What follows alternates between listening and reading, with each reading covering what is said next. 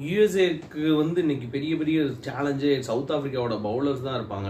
ஏன்னா south Africa batting lineup வந்து அவ்வளோ ஒரு ஃபயர் பவராகவோ இல்லை அவங்கள பார்த்து இவன்டா இவன்டா அது மாதிரி தான் இருக்கிறாங்க சவுத் ஆஃப்ரிக்கா.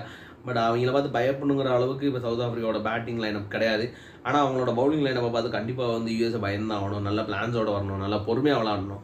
ஏன்னா நாக்கே வந்து இவங்க அடிக்கிறதுக்கு கண்டிப்பாக தூண்டுவார், வாடா வாடா அட்ரா அட்ரா அட்ரா என்ன அது மாதிரி அடிக்கிறது கண்டிப்பாக தூண்டுவார். பட் அதை மீறி இவங்க வந்து பொறுமையாக ஆடி ஒரு 140 கொண்டு வந்தால் போதும். 140 150 யூஎஸ் எப்படியாவது ஒரு மேக் பண்ணி ஃபஸ்ட் பேட்டிங் பிடிச்சாங்கன்னா 140 150 கொண்டு வந்தாங்க. ஏன்னா அதை கண்டிப்பாக இது பண்ணணும். ஏன்னா அந்த 150க்குள்ளேயே கண்டிப்பாக சவுத் ஆஃப்ரிக்கா பேட்ஸ்மேன்ஸை சுருட்ட முடியும். ஆனால் அவங்க இதுக்கு முன்னாடி யூஎஸ்ஏல ஆடிட்டு இருந்தாங்க. இப்போ ஆன்டிகோவாக்கு வராங்க, அதில் பெரிய டிஃப்ரென்சஸ் இருக்கும். கிளாஸ் அண்ட் ஃபயர் பண்ணலாம், அந்த மாதிரி சான்சஸ் இருக்குது. ஸோ யூஎஸ்ஏ இதெல்லாம் மீறி எப்படி வின் பண்ண போகிறாங்க, என்ன பண்ணுறாங்கன்னு தெரியல.